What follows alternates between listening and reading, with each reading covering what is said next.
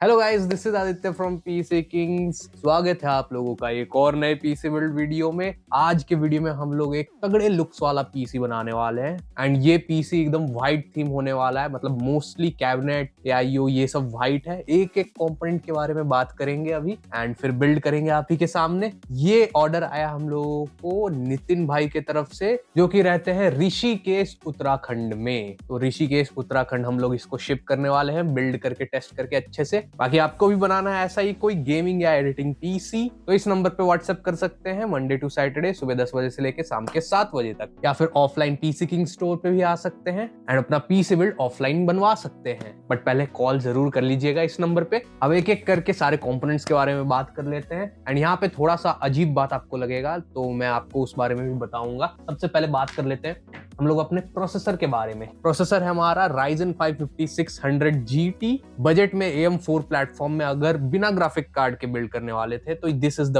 Best processor. मतलब 32,000 31,000 में minimum आप बना सकते हो बिना ग्राफिक कार्ड के पीसी, जिसमें आप फ्यूचर में ग्राफिक कार्ड लगा सकते हो up to RTX 5050 without any bottleneck at 1080p resolution. अब हम लोगों ने 5600 GT का इस्तेमाल किया है, आप देख सकते हो। एंड उसके साथ हम लोगों ने जो कूलर यहाँ पे इस्तेमाल किया है वो है हमारा एंटी स्पोर्ट्स का आइस ग्लो 360 ARGB। बहुत ही, मैं जानता हूँ ओवरकिल है, बहुत ही ओवरकिल है 5600 GT के लिए, लेकिन हमारे कस्टमर भाई साहब बोल रहे थे कि उन्हें बस लुक से मतलब है, उन्हें ऊपर में टॉप में कैबिनेट के 360 mm का AIO चाहिए, वो भी व्हाइट में, और व्हाइट में पीसी बिल्ड करना है। उन्होंने मेरे को ये वाली पिक भेजी थी, ऐसा बनना चाहिए। भले ही परफॉर्मेंस कम मिले, लुक्स पे ज्यादा खर्चा हो रहा है जिससे मतलब RGB के नशे होंगे, लुक्स अच्छे आएंगे, लेकिन उन्हें वैसा ही लुक चाहिए था, तो इसीलिए दिस इज द AIO। वैसे इस प्रोसेसर के लिए डीप कूल का AG400 ARGB मोर देन इनफ था कूल करने के लिए, लेकिन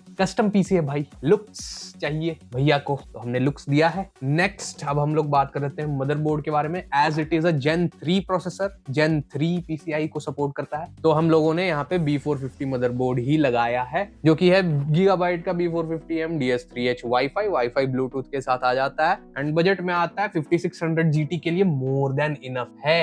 एंड उसी के साथ हम लोगों ने Gen 3 SSD लगाई है, क्योंकि प्रोसेसर सपोर्ट करता है Gen 3 को, मदरबोर्ड भी Gen 3 है, तो SSD Gen 4 लगा के क्या फायदा। तो सस्ते में मिल रही थी EVM की Gen 3 SSD 512 GB की, तो ये हम लोगों ने सिलेक्ट किया है। नेक्स्ट बात कर लेते हैं भाई जिसमें सबसे ज्यादा आग लगी हुई है, जो कि है रैम हम लोगों ने यूज किया है T-Force का Vulcan 8GB into 2 sticks 3200 MHz पे क्लॉक्ड है एंड बहुत सही प्राइस पे लास्ट टाइम में मिल गई हमारे कस्टमर भाई साहब को। आग लगी हुई है DDR4 एंड DDR5 रैम में। ऐसा इसलिए है क्योंकि इसके अंदर यूज होती है DRAM चिप्स। अब DRAM चिप्स तीन ही कंपनियां बनाती हैं, Samsung, Hynix and micron. And जो अभी AI का खेल चल रहा है ना, उसमें बहुत सारे AI वाले कंपनी जैसे एनवीडिया, इंटेल और भी जो है, उन्होंने बल्क में ऑर्डर दे दिया है उन DRAM चिप का, तो उन्हीं का मतलब डायरेक्ट फुलफिलमेंट करते करते यहाँ पे हम गेमर्स लोगों के लिए, एंड कंज्यूमर्स के लिए शॉर्टेज क्रिएट हो गई है, तो इसीलिए रैम की प्राइस बढ़ गई है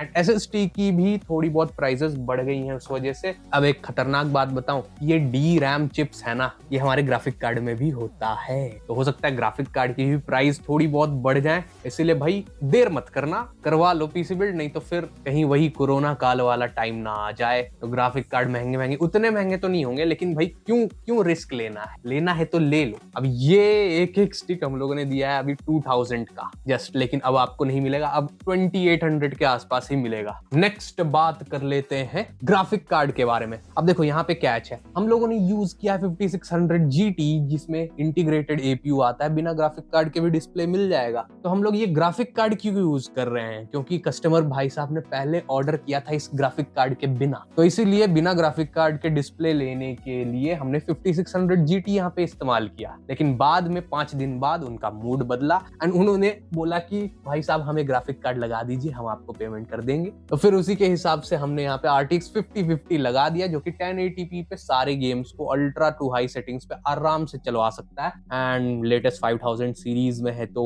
MFG का तड़का भी आपको मिल जाता है, मल्टी फ्रेम जनरेशन। मतलब इसको आप मान सकते हो कि RTX 4060 है, थोड़ा सा मतलब 3-4% परफॉर्मेंस कम है RTX 4060 से। रॉ परफॉर्मेंस की बात कर रहा हूं मैं, without any DLSS upscaling frame generation के अलावा, बट प्राइसिंग 4060 से कम है। एंड वो नई टेक्नोलॉजी जब आप इनेबल करोगे तो मतलब वही नई चीजें आ जाती हैं, फ्रेम रेट डबल ट्रिपल कर लो। मतलब 4060 अब बिकना बंद हो गया, बिक भी रहा है तो बहुत ही ओवर प्राइस्ड है 30,000 के अराउंड। तो उससे अच्छा RTX 5050 ही ले लेना चाहिए अब, या तो RTX 5050 लो या फिर RTX 5060 लो, 4060 मत लो अब। एंड लास्ट बात कर लेते हैं हम लोग अपने पावर सप्लाई के बारे में। तो पावर सप्लाई हम लोगों ने यहाँ पे यूज किया है एंटी स्पोर्ट्स का RX 550 80+ bronze certified power supply. अब देखो सारे कंपोनेंट्स में लुक्स वाले कंपोनेंट्स है ना, ज्यादा खर्चा उसमें हुआ है। अब ये power supply more than enough है, मतलब ठीक ही है। 5600 GT 65 watt TDP, maximum 80-85 watts तक जाता है फुल लोड पे। एंड RTX 5050 अपना 130 वॉट के आसपास लेता है, तो मतलब पीक लोड पे दोनों मेन कंपोनेंट्स हमारे 200 वॉट्स के आसपास कंज्यूम करेंगे। एंड बाकी सब भी मिला लो तो मतलब 250 से 300 वॉट मान लो, 550 वॉट्स का है, आराम से हैंडल कर लेगा। एंड इस पावर सप्लाई के नीचे मैं जाता ही नहीं हूँ, मैं किसी को देता ही नहीं हूँ। एंटी स्पोर्ट्स का RX 550 80+ ब्रॉन्ज से नीचे मैं देता ही नहीं हूँ, कोई कितना भी बोल ले। क्योंकि पावर सप्लाई पे अगर आपने चिप आउट कर दिया बिना सर्टिफिकेशन के साथ, एकदम चीप कंपोनेंट्स के साथ ले आए, तो फिर दिक्कत हो जाएगी आपको। अगर वो खराब हो गया या फट गया या फिर ओवर वोल्टेज, ज्यादा वोल्टेज दे दिया, करंट दे दिया आपने बाकी कंपोनेंट्स को, तो बाकी कंपोनेंट्स से भी हाथ धोना पड़ सकता है। इसीलिए this is the bare minimum that I go with. And at last जो कैबिनेट हम लोगों ने यहाँ पे यूज किया है वो है एंटी स्पोर्ट्स का ही Crystal X7 with 7 ARGB fans, white colour में, फुल टेम्पर ग्लास वाला है, पैनोरामिक व्यू, मतलब दो तरफ से टेम्पर ग्लास। अभी बिल्ड करेंगे, टेस्ट करेंगे, दिखाएंगे आपको, बहुत ही बढ़िया लगेगा। तो ये व्हाइट है एंड अपना AIO व्हाइट है, टॉप में माउंट हो जाएगा, मस्त लगेगा। अब इसमें क्या है ना, उन्होंने एक तो बाद में मुझे बताया कि ग्राफिक कार्ड भी लगा दो, तो ये 5600 GT हम लोग नहीं देते, 5600 पे हम लोग PC बिल्ड करते। एंड दूसरी बात ये है कि B550 मदरबोर्ड के साथ जाते हैं एंड Gen 4 SSD के साथ जाते हैं। अगर कस्टमर भाई साहब का पहले ही मूड चेंज हो जाता है एकदम शुरू में ही, मतलब लगभग टोटल इसमें खर्चा हुआ है 70,000 के अराउंड। अब 70,000 में अगर आप एकदम परफॉर्मेंस ओरिएंटेड बनाना चाहो ना इसको, मतलब ज्यादा लुक्स पे खर्चा नहीं हो रहा है, कैबिनेट AIO इन सब पे खर्चा नहीं हो रहा है, तो आप इसमें Ryzen 5 5600 plus Gen 4 SSD plus B550 motherboard plus RTX 5060 तक एकोमोडेट कर सकते हो, अगर ARGB कूलर या फिर कैबिनेट के साथ नहीं जाते हो तो। एकदम प्रॉपर परफॉर्मेंस वाला अगर PC बनाते हो तो। लेकिन लुक्स यहाँ पे ज्यादा इंपॉर्टेंट है, तो हमें ये देना पड़ा एज कस्टमर विशेज। तो अब बातें बहुत हो गई हैं, now let's build this PC।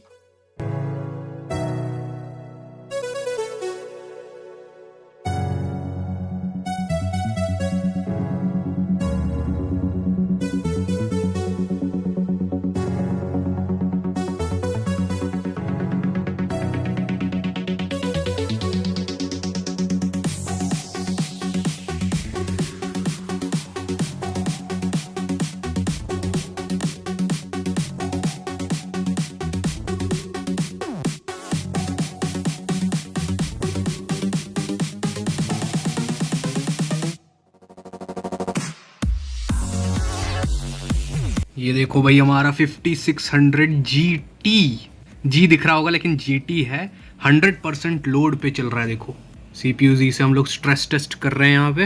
And temperatures देखो, मैक्स 100% लोड पे 66 डिग्री सेल्सियस, मतलब 70 के पार भी नहीं जा रहा है, क्योंकि 360 mm का AIO लगा हुआ है।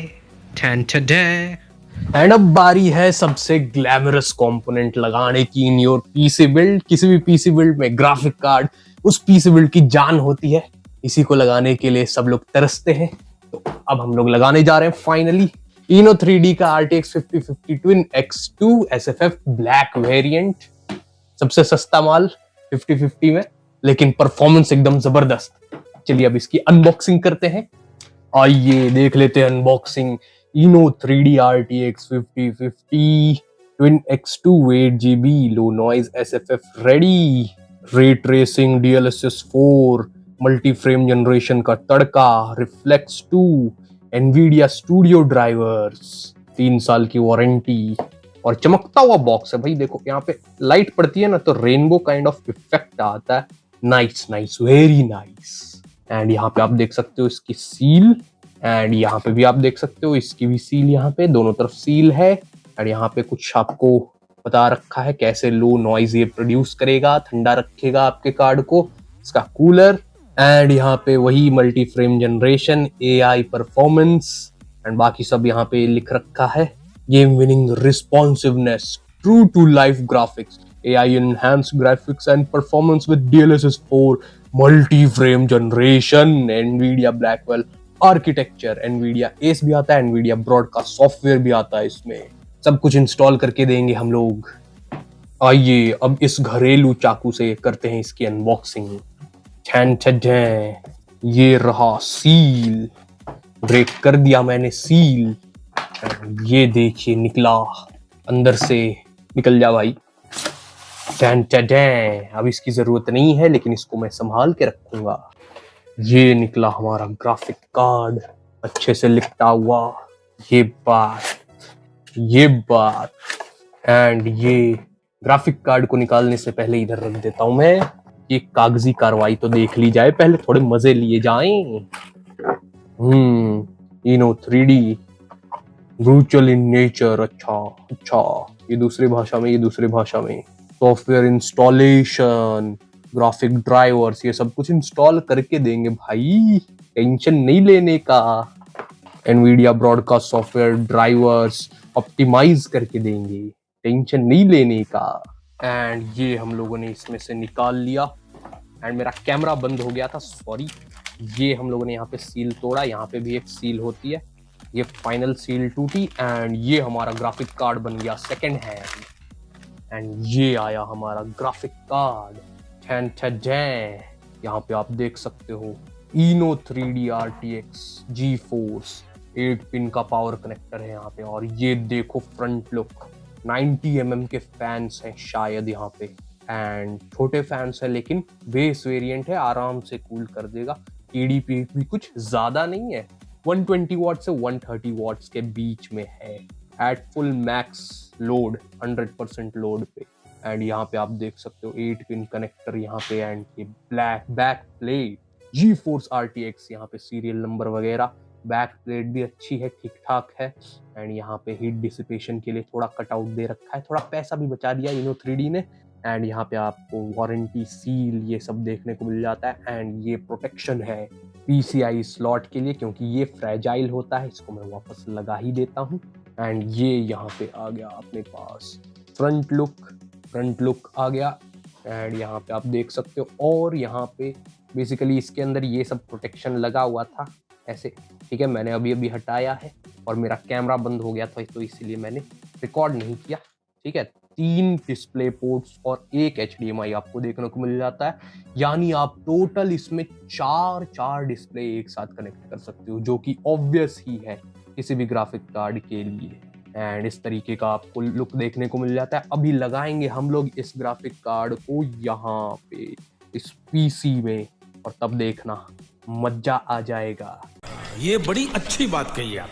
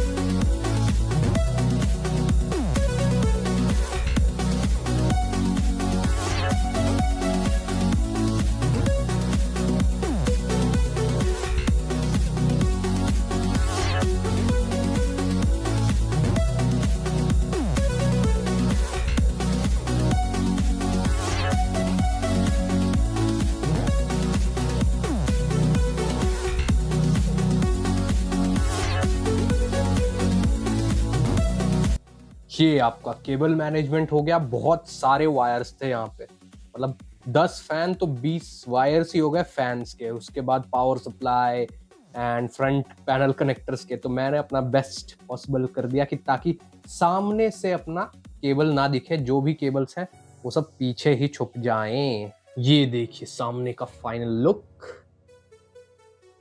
बढ़िया लग रहा है ना के बराबर केबल्स हैं सामने की तरफ से।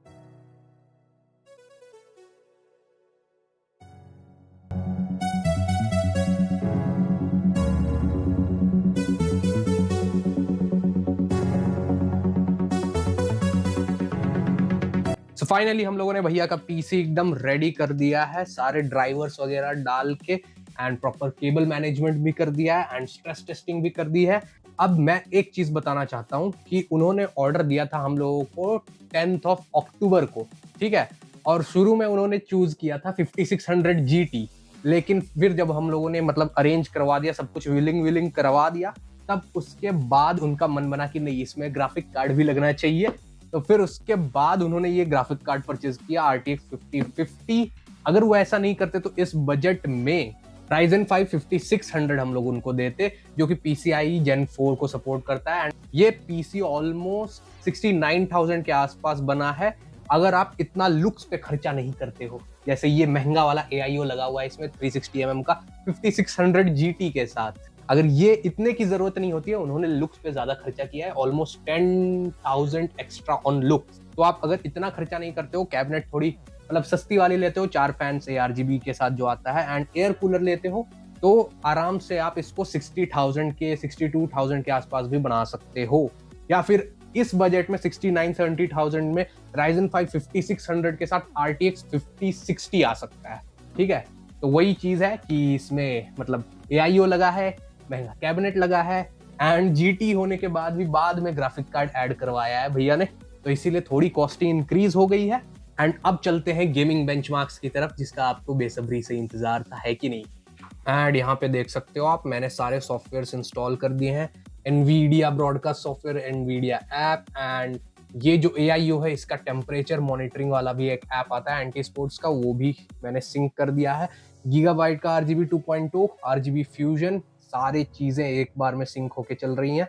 एंड अब आप इसमें ये वाला इफेक्ट भी लगा सकते हो, जिससे होंगे आपके RGB के नशे कुछ इस तरीके से टेंटेड है। इसीलिए तो गेमिंग पीसी बनवाते हैं, RGB is equal to 100+ FPS। And यहाँ पे आप देख सकते हो केबल मैनेजमेंट, देखो क्या तगड़ी केबल मैनेजमेंट है। मतलब 20 केबल थी, मतलब 10 फैंस है इसमें, तो टोटल उसकी 20 केबल्स निकली थी, एकदम अच्छे से हाइड किया हुआ है। बस नेसेसरी केबल्स ही आपको दिख रही होंगी नीचे में। एंड यहाँ पे हमारा जो मदरबोर्ड का 24 पिन पावर केबल होता है, बाकी सारी केबल्स हमने अच्छे से केबल मैनेजमेंट करके पीछे हाइड कर दी है। एंड इस पीसी पे बड़े ही आराम से 1080p की अच्छे लेवल की एडिटिंग हो सकती है।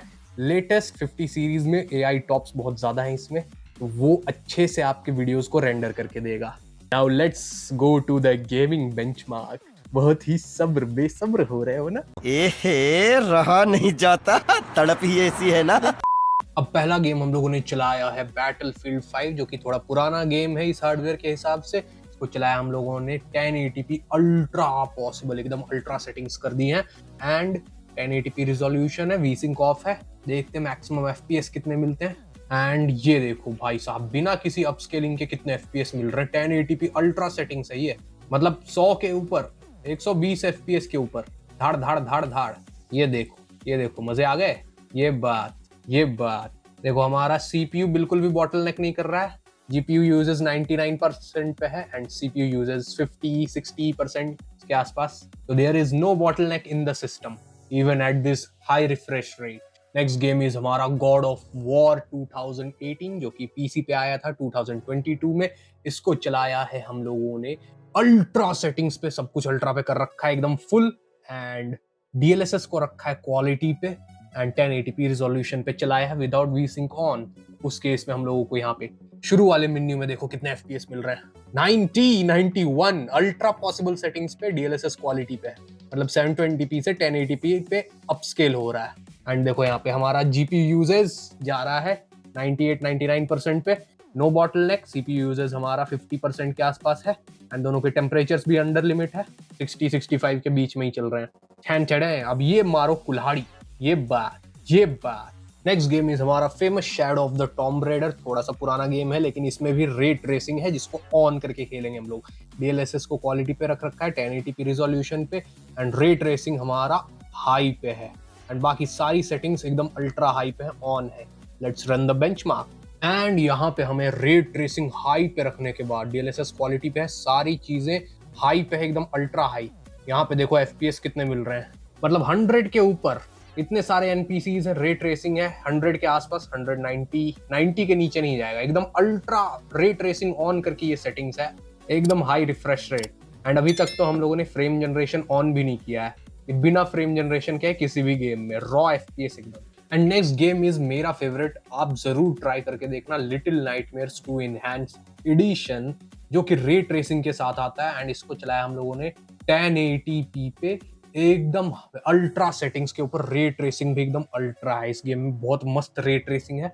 एंड यहाँ पे आप देख सकते हो एकदम फ्लैट 144 एफपीएस मिल रहे हैं, एकदम खतरनाक। कभी कभार ड्रॉप हो जाते हैं, थोड़ी बहुत स्टटरिंग आती है तो, लेकिन उसके अलावा एकदम मस्त चल रहा है ये गेम। एंड ये है अभी तक का सबसे इंटेंसिव गेम, जो कि है लास्ट ऑफ अस पार्ट 2, इसी साल पीसी पे आया है। एंड इसको हम लोगों ने चलाया है 1080p रिजोल्यूशन पे, DLSS क्वालिटी पे है 1080p रिजोल्यूशन, DLSS क्वालिटी। अभी फ्रेम जनरेशन किसी भी टाइप का ऑन नहीं है। And graphic quality is almost high everything, ray tracing को ऑफ कर क्योंकि रे ट्रेसिंग कुछ ज्यादा ही इंटेंसिव हो जाता है। एंड इस केस में हम लोगों को यहाँ पे मिल रहे हैं 70 से 75 FPS। एंड अगर हम लोग यहाँ पे फ्रेम जनरेशन को ऑन कर देते हैं पहली बार, DLSS फ्रेम जनरेशन ऑन, यहाँ पे हम लोगों ने फ्रेम जनरेशन को ऑन कर दिया। एंड अब देखो कितने FPS मिलते हैं, ये देखो 60 FPS, 70 FPS बन गए, ऑलमोस्ट 100 FPS के ऊपर, स्मूथनेस बढ़ गई एंड फ्रेम रेट भी बढ़ गए, मजा आ गया। एंड ये सीन हमेशा मेरे को बहुत अच्छा लगता है, सच में बहुत बेहतरीन सीन है ये, वाओ।